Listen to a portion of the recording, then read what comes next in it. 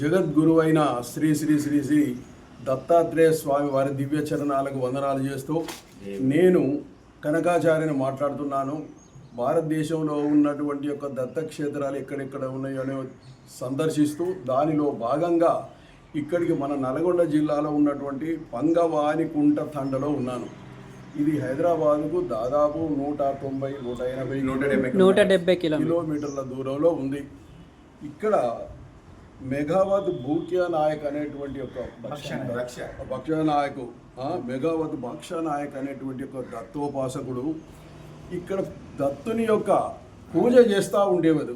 వారు ఎలా చేసేది అంటే వీరు చెప్తున్నటువంటి విషయాలు చూస్తే ఆశ్చర్యం కలుగుతున్నది.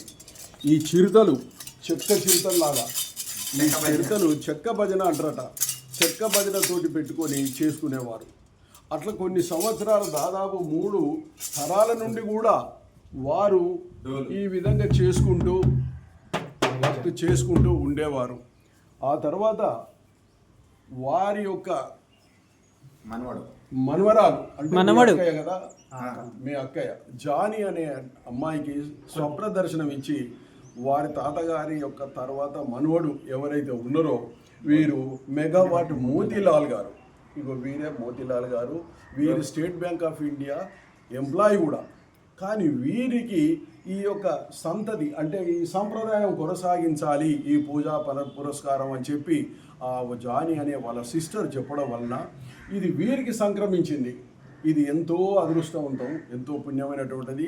ఇక్కడ వీరు 28/12/2022లో ఈ యొక్క గుడిని నిర్మాణం చేసి దత్తాత్రేయుని చూడండి, దాదాపు 5 ఫీట్ల నల్ల రాతి త్రిముఖ దత్తాత్రేయ స్వామి దుగ్గి నుండి ప్రాంతం నుంచి మాచర్ల దగ్గర దుగ్గి నుంచి విగ్రహం తెప్పించి దగ్గర చూపించాలి చూపించి ఈ విగ్రహ ప్రతిష్ట జరిగింది. దీనికి చుట్టూ ప్రదక్షిణ చేసుకునటానికి అవకాశం ఉంది. ఇది రోడ్డుకు అంటుకొనే ఇది ఉంది. తర్వాత దీని యొక్క రూఫు పైన ఆంజనేయ స్వామి కూడా మనకు కనిపిస్తాడు. ఇక్కడ ముందర నంది ఉన్నది. విచిత్రమైన విషయం ఏంటంటే ఈ మందిరానికి ముందు ఈ యొక్క గణపతి మనకు కుడి వైపున కనిపిస్తాడు, ఎడమ వైపున శ్రీ అనగాల మధుమతి. ఎందుకంటే ఎత్తిపోతలకు కూడా మధుమతి సమేత దత్తాత్రేయ అంటారు కాబట్టి ఇక్కడ మధుమతి అంటే మధుమతి ఆమె అనగాంత మధుమతిని ఇక్కడ ఏర్పాటు చేయడం జరిగింది. నేను వీరిని ఒక ప్రశ్న వేసినప్పుడు బయట ఉంచారు అమ్మవారిని ఎందుకు అని అంటే నాకు ఇంకా ఆదేశం రాలేదు లోపల పెట్టడానికి, బయటనే ఉంచేటట్టు నాకు అనుమతి ఉంది ఆ విధంగా అని చెప్పడం జరిగింది. ఇక్కడ వీరు 2 పూటలు పూజారి పూజారి 2 పూటలు అంటే ఉదయం సాయంత్రం దీపారాధన చేస్తారు, వారికి హారతి ఇస్తుంటారు. ప్రతి గురువారం రోజు అభిషేకం ఉంటుంది, ప్రత్యేకమైన అభిషేకం. ఇక్కడ విచిత్రమైన విషయం ఏంటంటే అభిషేకం రోజు నూతన వస్త్రం వారికి ధరిస్తారు. దాన్ని మళ్ళీ తీసి మళ్ళీ నెక్స్ట్ వారం వారం రోజున గురువారం రోజు వేరే వస్త్రం వేసినప్పుడు ఈ వస్త్రం తొలగిస్తారు. ఈ వస్త్రం మళ్ళీ పిండడం కానీ మళ్ళీ శుభ్రం చేసి దత్తునికి కట్టడం అంటూ లేదు. అది వారే వాడుకుంటూ ఉంటారు. అది ఇక్కడ ఉన్నటువంటి అవి ఎన్ని రోజులైనా కానీ ఎన్నైనా కానీ అది గొప్ప ఆచారం. తర్వాత పౌర్ణమి రోజు అమావాస్య రోజు కూడా విశేషమైన పూజలు ఉంటాయి. ముఖ్యంగా ఈ 12/28 అంటే అది వార్షికోత్సవం వాళ్ళు చేస్తారు. అది 3 రోజుల కార్యక్రమం చేస్తారట. అయితే ఇప్పుడు ఇక్కడ మనకు ఇప్పుడు ఇంత దూరం జాల్తండా నుంచి శ్రీరామ్ గారు ఆ స్వామి వారు ఇంత దూరం మమ్మల్ని తీసుకురావడం జరిగింది. వారు నిజమైనటువంటి యొక్క స్వామి వెనుక మమ్మల్ని గుర్తించిండు.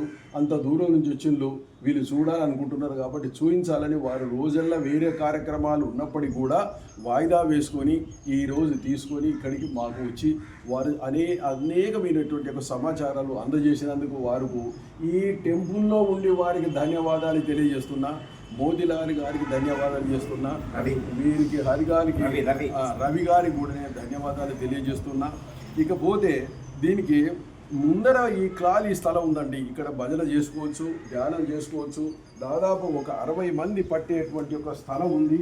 దీనికి ఊరేగింపు ఉయ్యాల కూడా ఉంది. ఇక్కడ పల్లకి సేవ ఎప్పుడు చేస్తారంటే వార్షికోత్సవం రోజున. అది పల్లకి సేవ కాదు దత్త జయంతి రోజు. దత్త జయంతి కాదు, ఎప్పుడైనా కానీ పౌర్ణమి రోజైనా గురువారం రోజైనా కానీ సంతానం లేని వాళ్ళకి దాంట్లో ఒక పండ్లు పలారం. స్వామి వారు మీరు కొన్ని విషయాలు మీకు బాగా తెలుసు, మీరు మాట్లాడండి. శ్రీరామ్ స్వామి వారు ఇప్పుడు మాట్లాడతారు, వినండి. జయ గురుదత్త, జై శ్రీరామ్. నా పేరు జటా శ్రీరామ్ స్వామి, జాలతండ. ఇక్కడ కొండతండలో దత్తాత్రేయ టెంపుల్ నిర్మాణం వారసత్వంగా 3 సంవత్సరాలు. ఇక్కడ ఇది ఉయ్యాలంటారు. ఇక ఉయ్యాల సంతానం లేని వాళ్ళకి, సంతానం కలగని వాళ్ళకి, సంతానం కలగాలంటే పండ్లు, ఏదైనా పండ్లు 5 రకాల పండ్లు తీసుకొని భార్య భర్త దంపతులు ఇద్దరు వచ్చి తలస్నానం చేసుకొని తడి బట్టలతో పండ్లు పెట్టి 5 సార్లు ఉయ్యాల ఊపాలి. చుట్టూ ప్రదక్షిణ చేసిన తర్వాత అది దాంట్లో పండ్లు వేసి ఉయ్యాల ఊపిన తర్వాత విగ్రహం పెడతారు. స్వామి చిన్న విగ్రహం ఉంది, కొంచెంలో ఒక విగ్రహం ఉంటుంది. ఆ విగ్రహం అది చిన్నది, జూమ్ చేయండి. చిన్నది దాదాపు ఫీట్ ఉన్నది, అది కిందది చిన్నది. అదే ఓహో అదే చిన్నది ఇంకోటి, రైట్.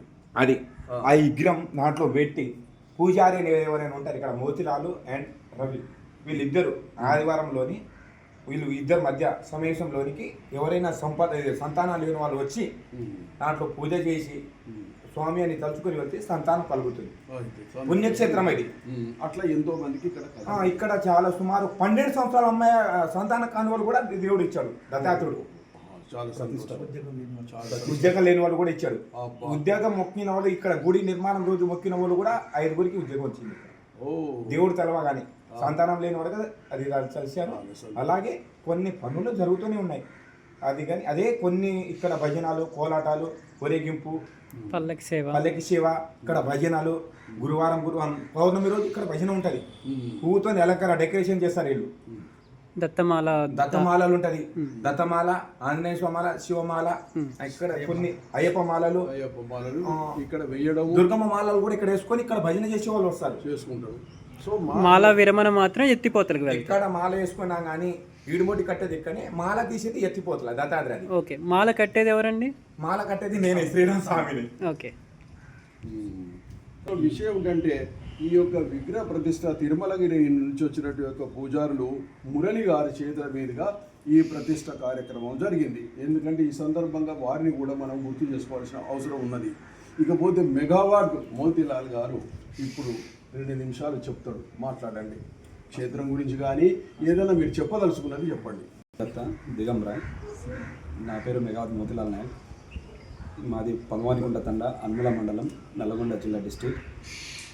ఇక్కడ మా తాతగారైన మెగావాట్ బక్షనాయక్ గారు అప్పుడు పూర్వంలో చిన్న ఫోటో పెట్టేసి దేవుణ్ణి పూజ చేసుకోవడం, ప్రతి పౌర్ణమికి ఎత్తిపోతలు పోయి ఎక్కడి నుంచి ఇక్కడికి వచ్చి పూజ చేసుకోవడం ఉండడం వల్ల అనాకారణం వల్ల మా తాతగారి కాలం చేయడం జరిగింది. తర్వాత మా సిస్టర్ గారికి స్వల్ప రూపంలో వచ్చి ఇట్లా మోతీలాల్ గారిని ఇట్లా చేయని అని చెప్పేసి చెప్పడం వల్ల మా పెద్ద మనుషులందరూ కూర్చొని చేయడం జరిగింది. తర్వాత నుంచి గుడి పాత గుడి ఉండడం వల్ల భక్తులు ఎవరు రాకపోవడం వల్ల నేను దీన్ని రెనోవేషన్ చేయించేసి ఒక డెవలప్మెంట్ చేయాలనే ఉద్దేశంతో ఇక్కడ దత్త మందిరం ఉంది అనే కాన్సెప్ట్ తోటి ముందుకు వచ్చాను. దానికి మా తండ వాళ్ళు, మా గురుస్వాములు అందరూ సహకరించారు. ఇంకోటి ఏంటంటే ఈ టెంపుల్ ప్రత్యేకత ఏంటంటే పిల్లలు లేని వాళ్ళకి సంతానం కలిగడం ఒకటి, ఉద్యోగం కావాలని ఎవరు మొక్కుని వాళ్ళు ప్రదర్శన చేసుకుంటున్నారో వాళ్ళకు ఉద్యోగం రావడం కానీ. ఇంకా మీరు మునుముందు భవిష్యత్తులో ఏం చేయాలనుకుంటారో ఈ గుడి గురించి? ఈ గుడి ఆలోచన, ఈ ప్రపోజల్ ఏమున్నది మైండ్లో? ఆయన ఏది ఆదేశిస్తే అది మంచిది. అలా అందరూ రావాలి. ఏం కోరుకుంటున్నారండి? పబ్లిక్ ఎండో కావాలి, పబ్లిక్ కూడా కొంచెం సహకరించాలి. సరే, బాగానే చెప్పినాం. దిగంబర శ్రీ దత్తాత్రేయ. నా పేరు రవి నాయక్, అన్మల మండలం, నల్గొండ జిల్లా. ఈ దత్తాత్రేయ అలవాల రోడ్లో ఉంది కాబట్టి మా పెద్దనాయన భక్షనాయకు అప్పట్లో చాలా వరకు చిన్న టెంపుల్ ఉండేది, చాలా చిన్న టెంపుల్ ఉండేది. ఈ టెంపుల్లో అప్పుడు ఫస్ట్ నేను ఉన్నప్పుడు మా పెద్దాని దగ్గర వచ్చి టెంపుల్ను క్లీన్ చేసి ఊకి వెళ్ళేవాడిని, స్టాప్ తీసి మొత్తం క్లీన్ చేసి వెళ్ళేవాడిని. తర్వాత మా పెద్దనాన్న కాలు చేతులు సరిగ్గా లేకపోవడం వల్ల, ఏం పెద్దనాన్న ఇలా ఉండేది ఈ టెంపుల్, ఒక విగ్రహం లేదు కదా, విగ్రహ ప్రతిష్ట లేదు కదా అంటే, నేను పెట్టింది కాదు నాయన, ఎప్పటి నుంచో ఈ విగ్రహం మా నాన్న వాళ్ళు వాళ్ళు తీసుకొచ్చి ఒక చిన్న పటం లాగా దత్తాత్రేయ స్వామి వారిది పటం పెట్టారు. ఆ ఫోటోలు కూడా ఈ వీడియోలు కొన్ని ఫోటోలు ఉన్నాయి నా దగ్గర. ఆ టెంపుల్ ఉంది, పాత టెంపుల్. అప్పుడు నేను సేవ చేసుకుంటూ ఉండేది. ఇక్కడ వచ్చి క్లీన్ చేసి వెళ్ళిపోయేవాడిని నీళ్ళతోటి. తర్వాత మా పెద్దనాన్న కాలం అయిపోయిన తర్వాత ఈ టెంపుల్ని ఎవరు పట్టించుకోకపోతే మా ఊళ్ళో యువత అంతా కలిసి వాళ్ళకి మా అన్నదమ్ములు 4-5 ఉన్నారు, మా పెద్దనాన్నలు వంశకులు. అయితే వాళ్ళ దాంట్లో వచ్చి వాళ్ళు ఎవరైనా ముందుకు వస్తారని చూస్తే ఎవరు రావట్లేదు, ఎవరు ముందుకు రావట్లేదు. ముందుకు రాకపోతే ఒక రోజు ఆయన ఏం చేసిందంటే నిమ్మలంగా ఇది ఆయన కాలం కనిపిన తర్వాత పిండ ప్రదానం చేయాలి. ఆ రోజు అన్నదమ్ములు వాళ్ళు 4 ఉన్నారు, మా పెద్దనాన్న సంతానం. పిండ ప్రదానం చేస్తున్న రోజున ఎవరు రావట్లేదు. వాళ్ళు ఈ టెంపుల్ని క్లీన్ చేయడానికి కూడా రాలేదు. వాళ్ళు ఏంటంటే మాకు మహిళ ఉంది మీ గుళ్ళో పోవద్దు, వెళ్ళకూడదు అని చెప్పారు.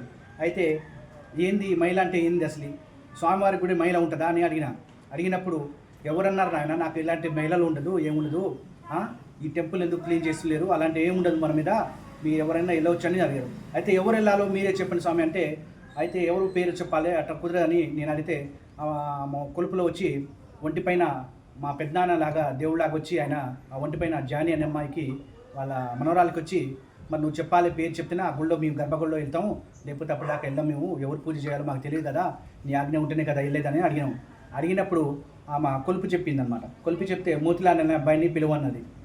అయితే నేను అక్కడ నుంచి ఆయన బ్యాంకులో ఉండటం వల్ల నేను ఫోన్ చేసి బాబు ఇట్లా రమ్మంటున్నారు, మోతిలాల్ మిమ్మల్ని పిలుస్తున్నారు, మరి నాకైతే తెలియదు, నువ్వు ఇక్కడికి రా బాబు, ఏమవుతుందో పిలుస్తున్నారు, నీ పేరు అయితే అన్నా. అప్పుడు 3 అన్నదమ్ములు ఇక్కడే ఉన్నారు. ఎవరు? సీను నాయకు, నెహ్రూ నాయకు, దేవ్జీ నాయకు.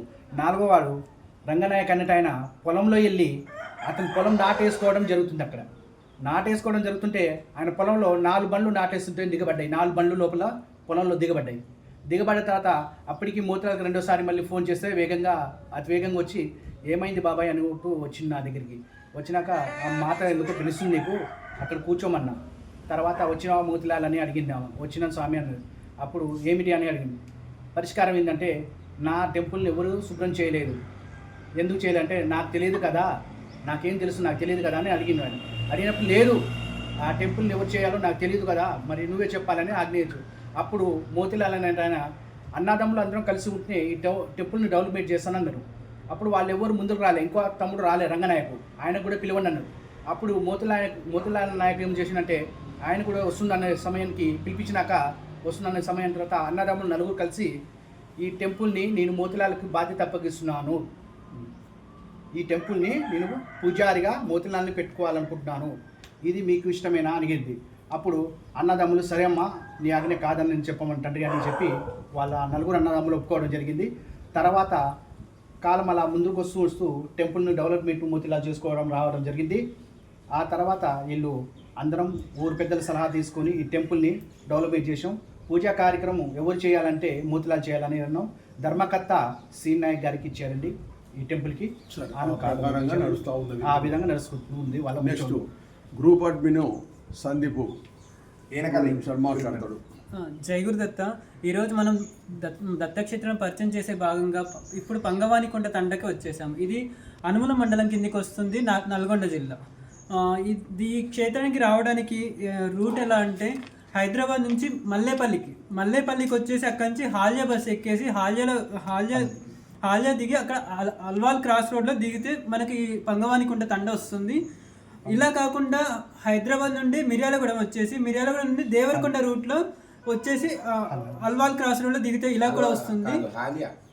సో మెయిన్ రోడ్ లో ఉంది కాబట్టి మీరు వెళ్ళేటప్పుడు వచ్చి చూసుకోండి, దర్శనం చేసుకోండి. ఫోన్ నెంబర్లు ఈ టెంపుల్ మొత్తం చూసుకునే బాధ్యత ఇప్పుడు మెగావత్ మోతీలాల్ గారు చూసుకున్నారు కాబట్టి వారి ఫోన్ నెంబర్ మీకు ఇస్తున్నాను. 9676717130 9676717130. ఇంకో నెంబర్ 8466047373 8466047373. మీరు కూడా తప్పకుండా వచ్చి దత్తక్షేత్రాన్ని దర్శించుకోగలరు. జై గురుదత్త.